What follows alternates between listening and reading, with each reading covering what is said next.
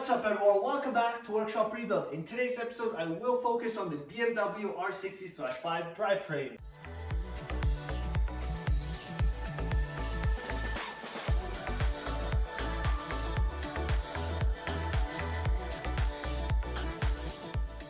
This whole assembly on the cart consists of two major components.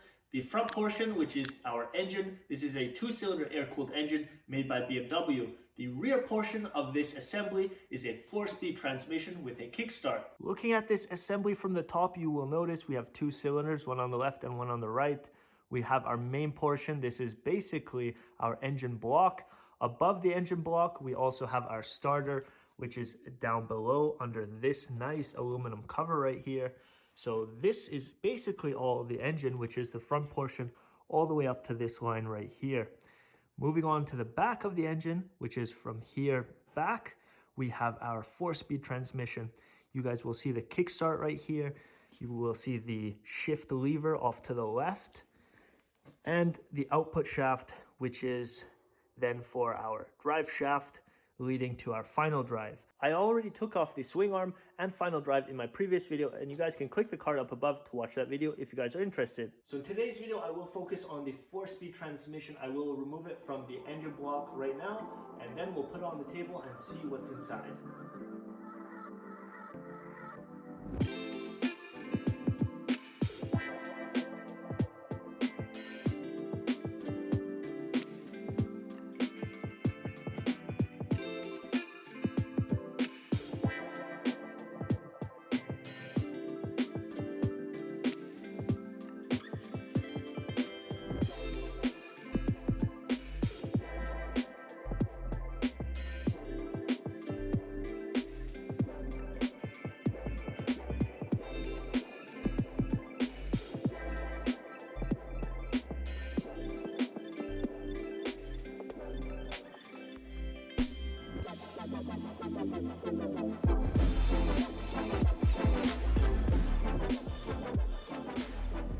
As you guys will see, the transmission is now on the table. I removed it from the engine. I still have a couple of cables to remove, the kickstarter and the shift lever. Then I can dig into the transmission itself.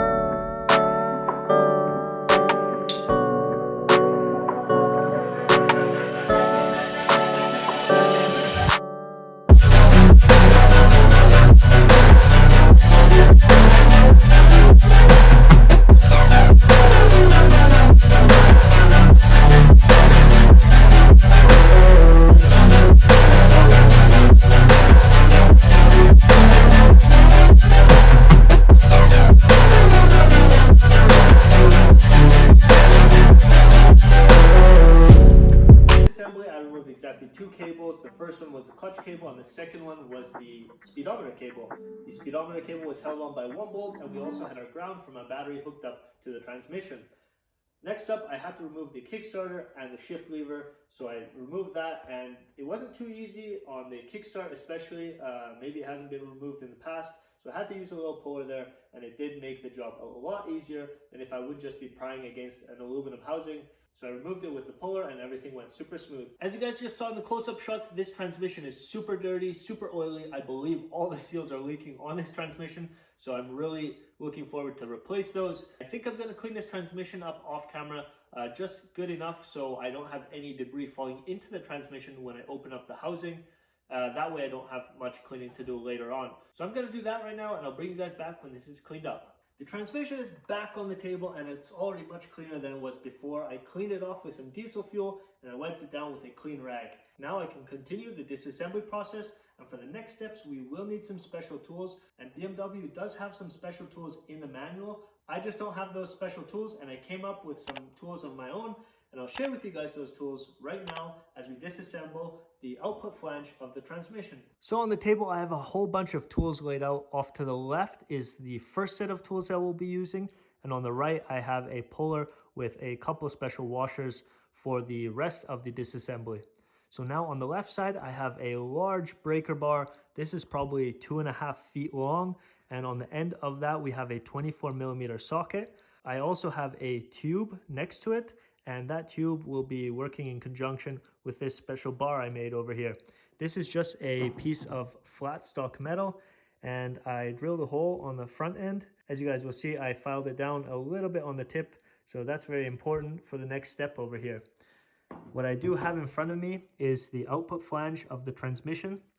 Right down here, we have a seal, that's the output seal. We have a nut which holds this flange in place, but this flange also has a taper fit, and we also have to pull this out afterwards off the shaft, which is this center part right here. So for the first part, we will focus on the nut of the output flange. For that, we will need our 24mm socket. 4mm socket will go on just like that. And now BMW does have a special tool which will hold the flange in place all around the perimeter. Since I do not have that, I will be reusing one original bolt that came off of there. And I also have an M8x1 bolt, which is a little bit longer over here. I have it shimmed up, and I will be using this bar to hold this flange in place as I loosen off this nut. First thing I'm going to grab is this flat stock bar with the hole, and the cutout or the filing that I made will go towards the socket. That just gives a little relief so the socket does not touch upon this bar. Now I will have a little shim right here. This happens to be a lock washer because I do not want this flat stock bar to touch up on the aluminum housing.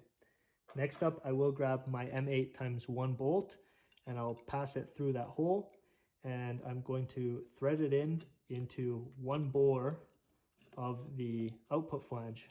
As you will see, this bar acts like a little lever, but it still touches on the socket, and I do not want it to touch on the socket because the socket will be moving. I want another point where the bar will touch on, and I will add another bolt right into this bore right here. So for that, I'm going to grab an original bolt, and I'm just going to shim it up on the bottom so we have the head of the bolt touching this flat stock bar. I will be using 3 lock washers, and I will take the existing bolt and I will thread that in.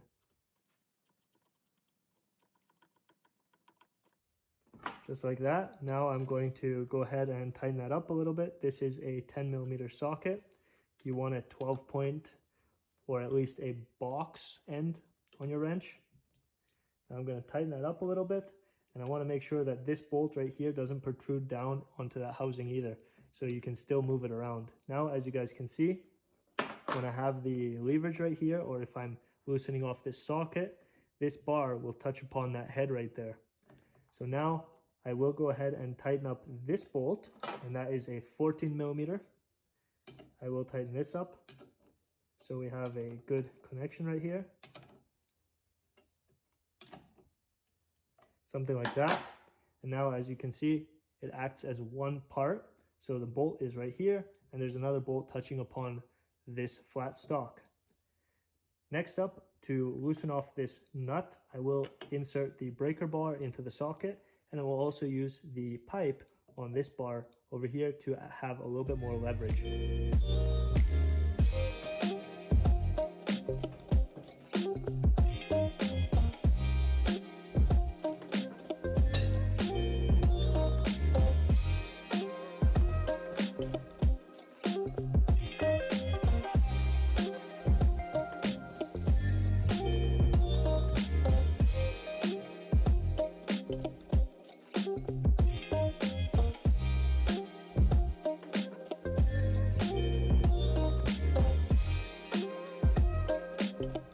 If you guys at home try that special tool out yourself, I'd really appreciate it if you leave a comment down below to let me know if it works on your end as well. I was able to remove the output flange nut with my special tool. Now I can go ahead and remove the flange itself. It is a press fit, so I will have to use a puller. The puller that I'll be using today is right down here, and I have to make sure that I do not damage this flange whatsoever. So I have some shims in place. I will keep the flange straight, and I will be using 2 bolts to lift it up and off the shaft.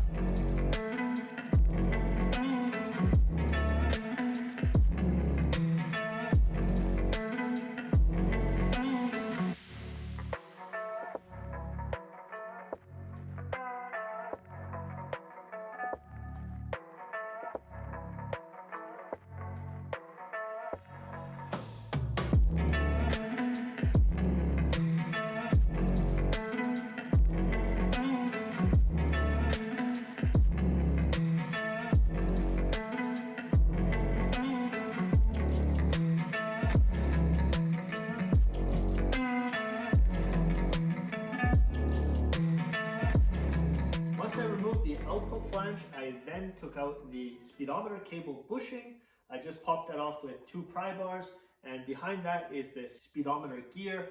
That came out very smooth. It was obviously oily, so I just wiped that down, and it is right here in front of me on the table. The next thing I will remove is the clutch throwout bearing and the clutch push rod. So let me share with you guys where that is. On top of the clutch, we also have the clutch throwout bearing, which is this pin right here. I will remove that by hand, and as you guys will see, there is a seal in this area. It is very grimy, and when I push this up and down, there was a bunch of debris here, so I'm glad I can take this out and clean everything up and make sure everything is good. On this side, we also have a machine surface for our ball bearing, which is down below. As you guys will see, right down below, we have our ball bearing, and I will be removing that right now.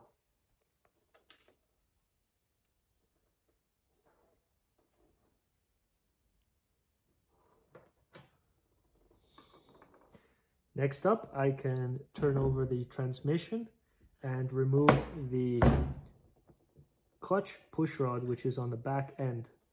You want to be careful. There is a felt seal right there, but I will be replacing that. Make sure that also comes out. The clutch push rod is on the top with our felt seal. We have one side of the throwout bearing. We have our balls of the ball bearing, and inside I still have another race of the bearing, and I will remove that right now with this little pick.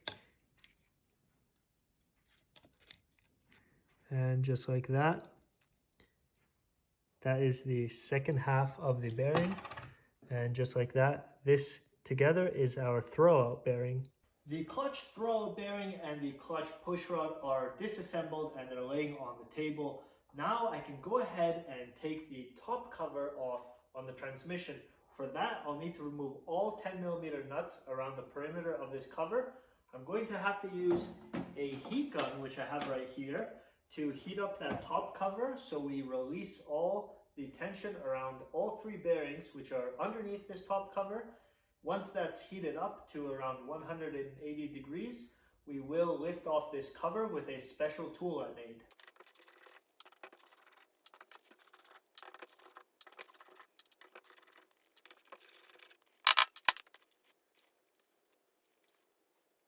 I removed all the nuts and lock washers from the transmission cover. The studs are still within the transmission block, and as you guys can see, I can now go ahead and remove the cover.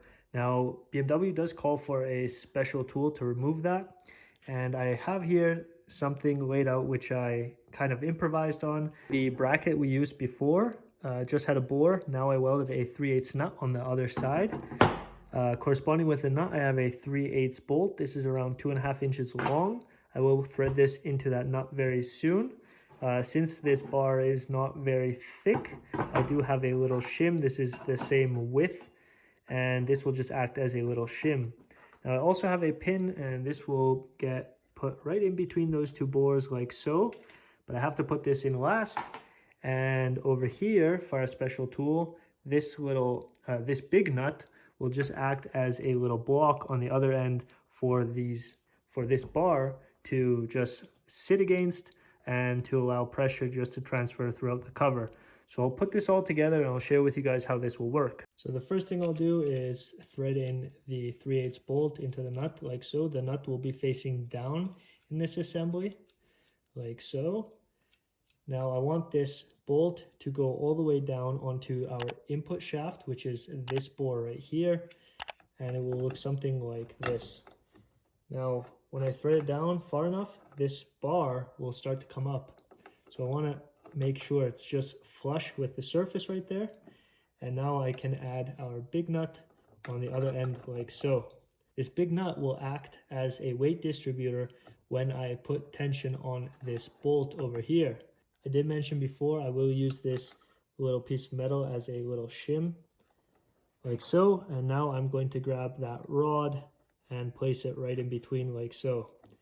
Now I can add a little bit of tension onto this bolt and everything will tighten up. And like that, now there's already tension on this input shaft down in our housing. As you guys will see, this setup is very homemade. I do not have the original BMW tool, but no worries, we can make it work just like this, and I'm sure it will work as well. So I will already go ahead and just tighten this down with a 14mm wrench, or a 9/16 wrench works as well, and just give it a little tighten over here. So now this bolt is tight. I will grab the heat gun and I will focus the heat on this end, which is closer to me, especially since there are two bearings in this area. And then I can also see a little bit of movement as well on the cover once I heat it up.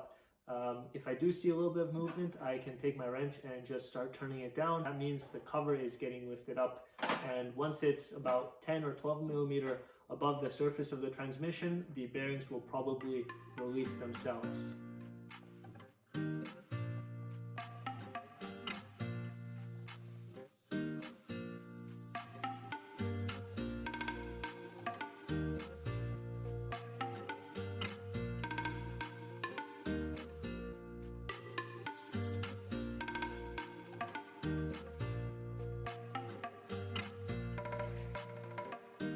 I did tell you guys it's going to work, even though this attraction may look very bad. It worked and it got the job done. That's very important. The transmission cover is now above and the transmission housing is below. I will go ahead and remove that whole attraction, and I'll lift the cover up and we'll have a look inside.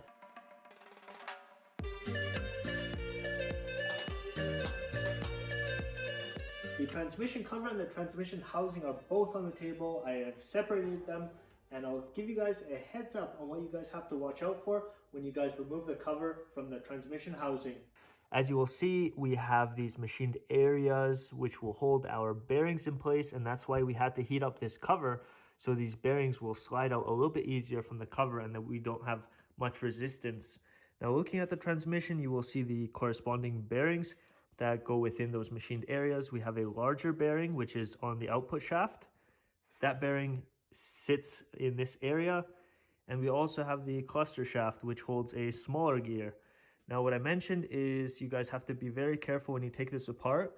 There are these little shims on these bearings which make up the end play of this assembly. So the output shaft has this shim on the end of the bearing, and we have the exact same thing on the cluster gear, or on the cluster shaft. We also have a little shim.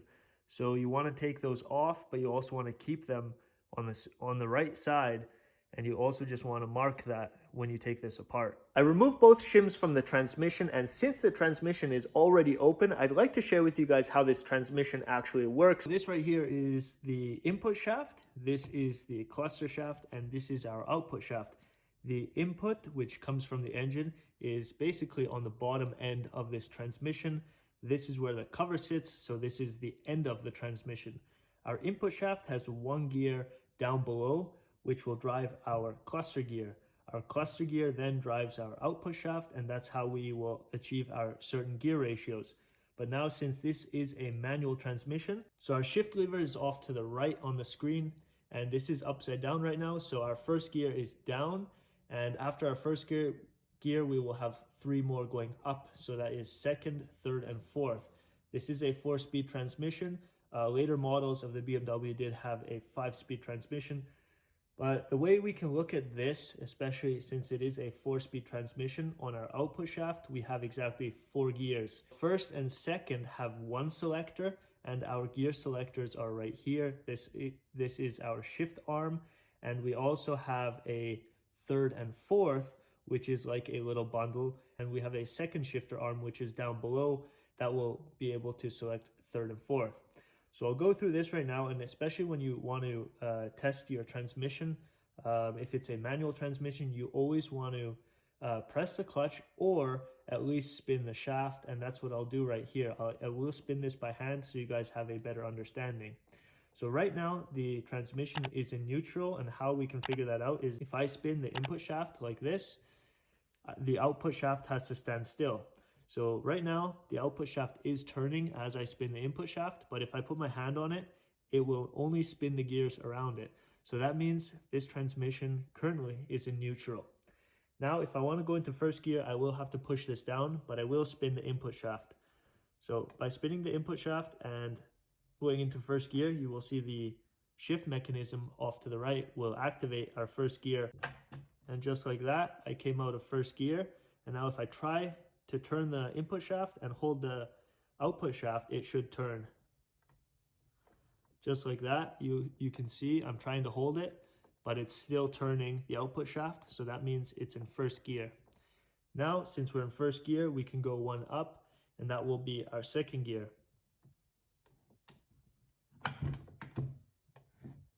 Right now, you'll see the output shaft is spinning a little bit faster since we have a different gear ratio.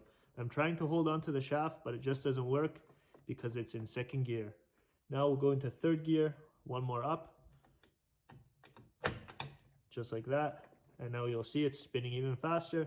I'm trying to hold on to it and it still keeps on spinning. Now we'll go to fourth, and that will be our fastest setting, like that. And you will see it's spinning much faster than ever before. So I shared with you guys the shift mechanism on this 4-speed transmission of the BMW. Now we'll go ahead and remove all three shafts, the input, the output, and the cluster shaft. So stick around.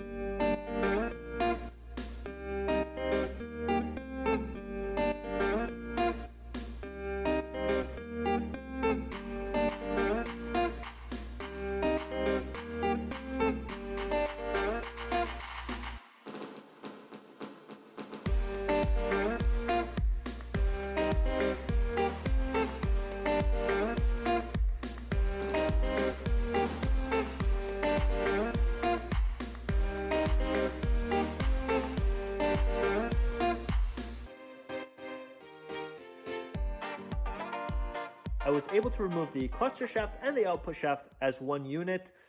Both of these gears mesh together and there's no other way to take them out. I did have to heat up that transmission housing, but that went super smooth. I heated up to around 70 degrees Celsius and they came out really, really well.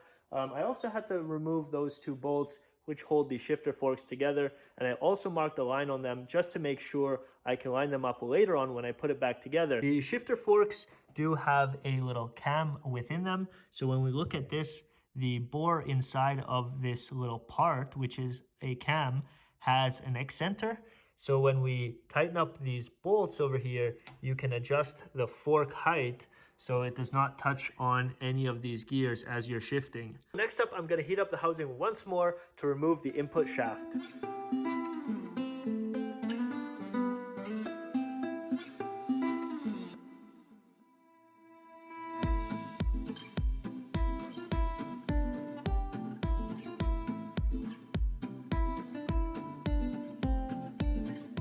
The last shaft I removed was the input shaft that came out with a little bit of heat on the transmission housing, and I could just pull it out by hand.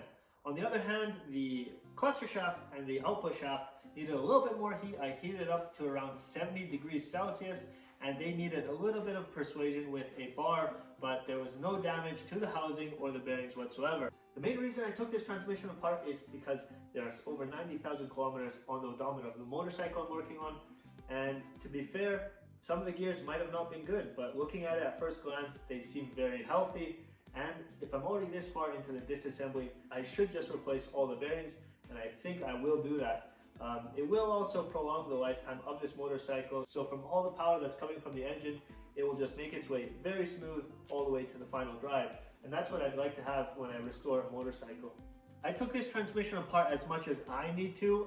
Sure, I can look at the shift mechanism and all that, but everything seems to be very healthy inside this transmission. I will be replacing the bearings, as I mentioned before, so I will have to find those online. Maybe there is a bearing kit for this full transmission, or I will just purchase single bearings and seals and make my own little package and share that information with you in an upcoming video. If you guys want to see me rebuild this BMW R60 transmission, which is a 4-speed transmission, Don't forget to hit that subscribe button down below and turn on your post notifications, because then you will be one of the first to see this video once it's up. In an upcoming video, I will talk about all the shafts that came out of this transmission so that we both have a better understanding of how this transmission actually works. I will talk about the shift mechanism and all the little components that really came out of this transmission. I will talk about the bearings and seals specifically, and I will also tell you guys where to purchase them. So stick around for an upcoming video.